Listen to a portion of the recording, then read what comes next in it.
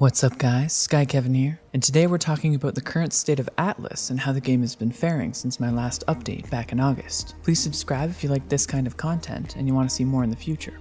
And so, let's get started.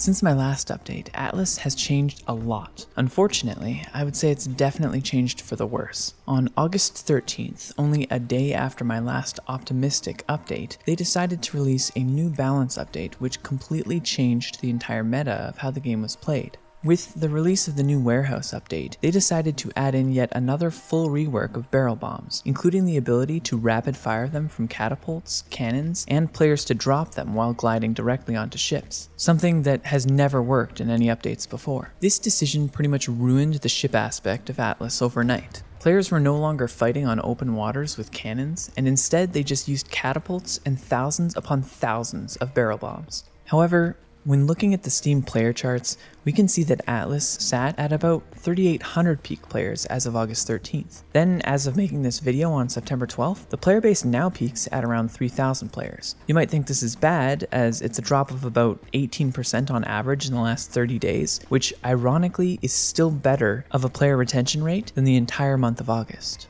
Nevertheless, I think this update was an absolute failure by the dev team, as it took the game in a direction that, in my experience, is largely disapproving of most of the player base. It's unfortunate because up until this point, Atlas was doing very well with their updates. They had a good roadmap in mind, and they just released another building, the warehouse, which worked in tandem with farmhouses to act as a larger gathering point for an island.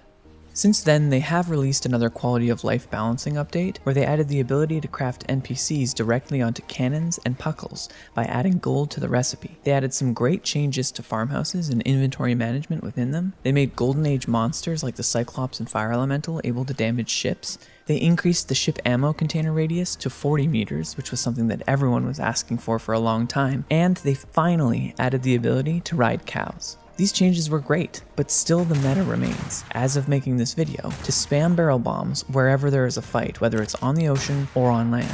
Just recently, my company ended up fighting off a dragon that, instead of coming to attack us in any meaningful way, simply flew in the air and released gliders with barrel bombs while we all played duck hunt with carbines. On August 25th, there was also a Q&A update titled Shifting the Meta of the Game, in which they said, since Season 1, many hours have gone into creating PvP-centric mechanics in Atlas. Season 2 and 3 saw many changes that restricted the use of these mechanics. We're interested in highlighting these unique mechanics and are looking at different ways to bring them back into the mix and balance them further. As the current state of the game develops, so will the meta. The reason I held off from making an update about the new barrel bomb meta was to give the devs a chance to see how it played out and to make adjustments to it accordingly.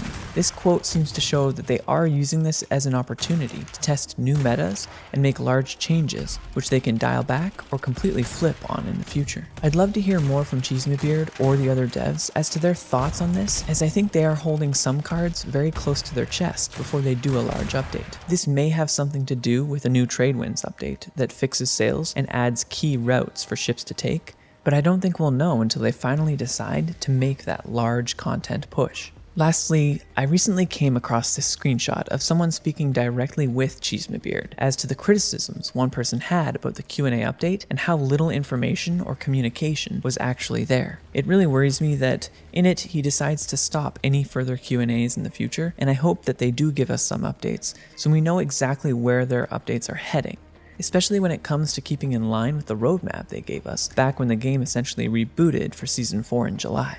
Although I've been critical of the recent update in this video, I want to end it on a positive note. Anytime people criticize the devs, just remember, the more abuse they take from the player base, the less passion they will have for the game. We should always promote as much communication as possible between the players and devs, and it worries me when a dev reels back from this sort of thing and prefers to devote their resources to changes that might not be as good as they think they are, and may in fact negatively affect the game. That being said, perhaps I'm biased in my own way regarding the recent updates, and players might enjoy the changes that they've made. If you did or didn't, leave a comment down below as to why, and don't forget to subscribe if you want to see more updates like this one.